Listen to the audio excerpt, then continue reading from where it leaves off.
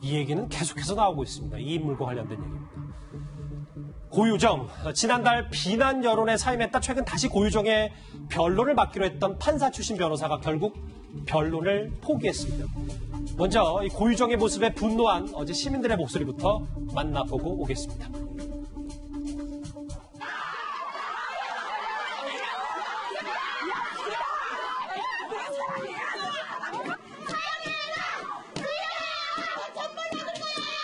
이게 사람들아! 이 지금 왜 기인도 못 찾고 있어! 저렇게 많은 시민들을 분노케 한 고유정인데요.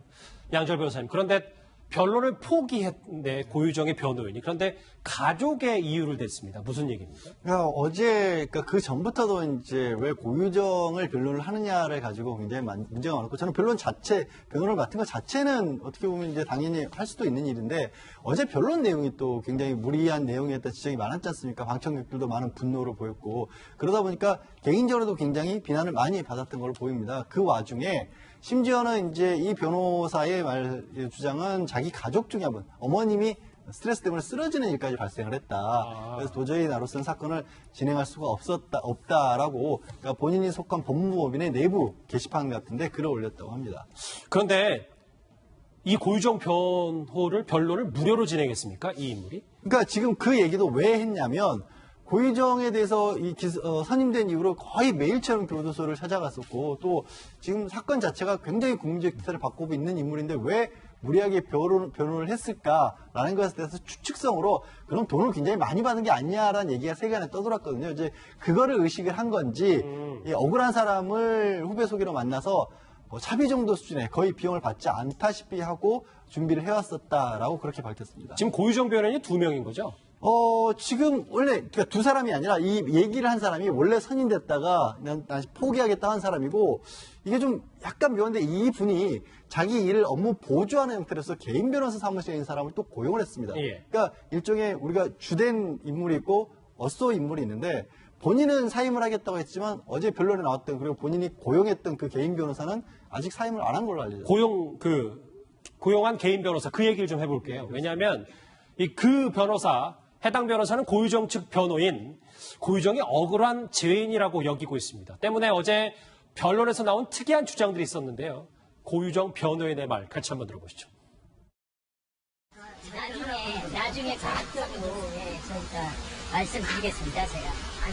지금은 준비가 안 돼가지고요. 나중에 자세히 말씀드리겠습니다. 나중에 다 말씀드리겠습니다. 그 증거를 지금 따로 가지고 계시고 지금 주장을 하시는 건지. 그러니까 지금 한 명이 남은 상태의 고유정 변호인 한 명입니다. 네.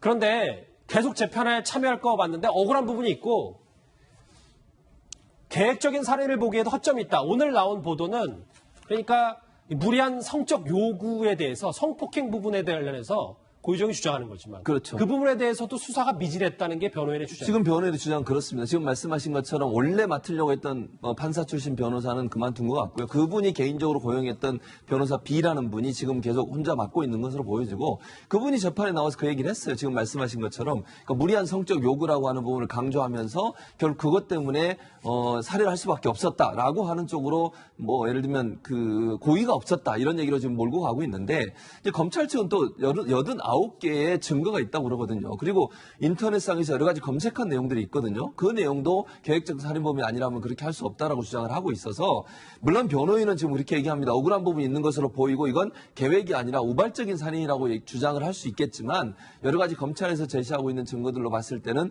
그걸 받아들이기가 좀 어렵지 않나 하는 그런 부분도 있어서 치열한 공방은 예상되지만, 변호인의 일방적 주장을, 지금 피해자가 살해된 상황에서 피해자의 의견을 들을 수 없는데 저렇게 일방적으로 주장하는 것도 사실은 사자에 대한 여러 가지 좀 논란이 될 수 있는 말이지 않습니까? 그런 부분 때문에 저는 그 변호인은 주장을 할 수 있지만 그 주장에 받아들일 가능성이 낮지 않겠나 개인적으로 이렇게 판단해 봅니다. 일단 2명 가운데 1명은 변론을 포기했습니다.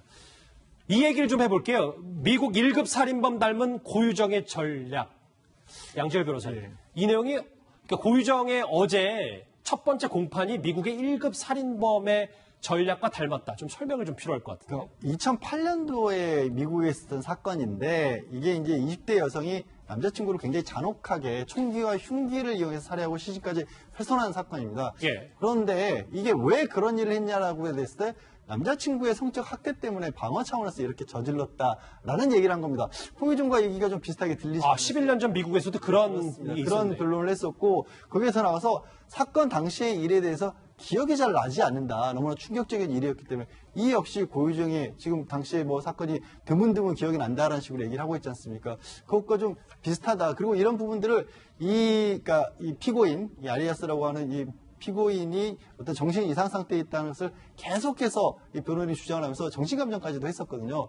그러나 결론, 그래서 이게 두 개가 비슷하다고 지금 언론에서도 지적을 하는데 결론을 말씀드리자면 이 미국에 있었던 피고인은 결국 가석방은 없는 종신형에 처해졌습니다. 그러면 그런 주장을 했지만 안 받아들였- 재판부에서 받아들이지 않은 안 거예요. 받아들였습니다. 종신형이 받아들였어요. 재판부에서 그런 주장을 끊임없이 했고 심지어 고유정 사건은 시신 얻는 사건이잖아요, 지금. 네. 그럼에도 그 당시 미국 재판부가 저 아리아스의 주장을 받아들이지 않은 이유는 뭐였습니까? 글쎄, 이런 거죠. 제가 이제 고유정 어제 그 변론에서의 제가 변호사로서 봤을 때 좀 무리하다 싶은 부분은 이런 거였습니다. 당시 그 고유정 측의 변호인은 이 피해자인 전 남편이 무리한 성적 요구를 하면서 어떤 심리 상태 같은 것을 변론에서 얘기를 했거든요. 그런데 망자의 심리 상태를 어떤 근거로 얘기를 할까요? 그러니까 변론이라고 하는 것도 뭔가 근거, 그러니까 우리는 증거 이런 것들을 가지고 뒷받침이 된 상태에서 얘기를 해야 재판부에서도 그걸 수용할 수가 있는데 막연한 어떤 추측 같은 것만으로 아무리 놀라운 얘기를 한다고 해도 받아들이기가 어려운 거거든요. 그런 부분을 지적하고 싶습니다. 그러니까 조금 11년 전 사례를 한번 되짚어 봤을 때 미국의 1급 살인범도 당시에는 결국 종신형을 선고받았군요. 그런데 양 변호사님 하나 더 여쭤볼 게 이겁니다. 고유정이 현 남편을 명예훼손 혐의로 고소했습니다. 예, 그렇습니다. 그러니까 전 남편이 사실은 이제 자신의 아들 의붓아들을 해쳤다라면서 6월에 이미 고소를 했지 않습니까? 그러고 나서 이제 언론을 통해서 그리고 또 고소 이후에도 계속해서 고유정에 대해서 의심 가는 여러 가지 사항들을 뭐 주장을 했습니다. 그 부분에 대해서 고유정이 이건 나에 대한 어떤 명예훼손이라고 경찰에 고소를 한 사실이 드러나는데요.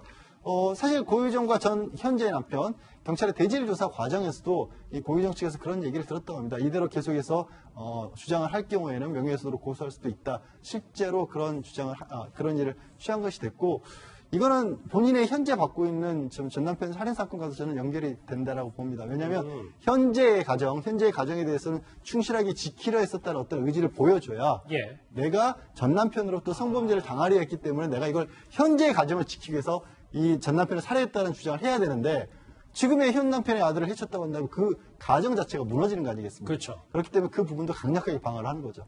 고유정은 지금 할 수 있는 조치는 다 하고 있는 거네요. 그러면 지금 의붓아들 사망 사건 있잖아요. 지금 어제 첫 공판은 이제 전 남편 관련 잔혹하게 살해한 그 얘기인데 의붓아들 살인 사건의 지금 결과는 조사 결과는 아직 안 나온 겁니다. 아직도 경찰이 발표를 미루고 있습니다. 사실 발표를 하려고 했다가 미루고 있고 두 사람 다, 그러니까 현재 남편도 그리고 고유정도 두 사람 다 피의자를 보고 있는 상황인데 문제는 이제 여러 가지 뭐 언론에서도 지적을 했다시피 초동수사 과정에서의 과연 얼마만큼이나 증거물 같은 것들이 확보가 되느냐. 그리고 이게 외부에서 일어난 일이 아니다 보니까 바깥에 어떤 객관적인 증거 같은 것들이 남아있기 어렵지 않습니까? 결국엔 가장 중요한 게 두 사람이 진술에 의존하는 건데 두 사람의 말만 가지고 이 살인이라고 혹은 과실치사라고 하는 중대 범죄를 밝혀내기가 굉장히 어려운 겁니다. 그렇죠. 그래서 뭐 경찰에서도 프로파일러들도 여러 명을 투입을 해서 조사를 했다고 하지만 아직 그러니까 좀 명확한 어떤 결론을 좀 내리지 못하고 있는 것으로 보입니다. 미국의 1급 살인범의 전략과 닮았다고 나온 고유정의 첫 번째 공판 얘기, 후폭풍 얘기까지 정리를 해봤습니다.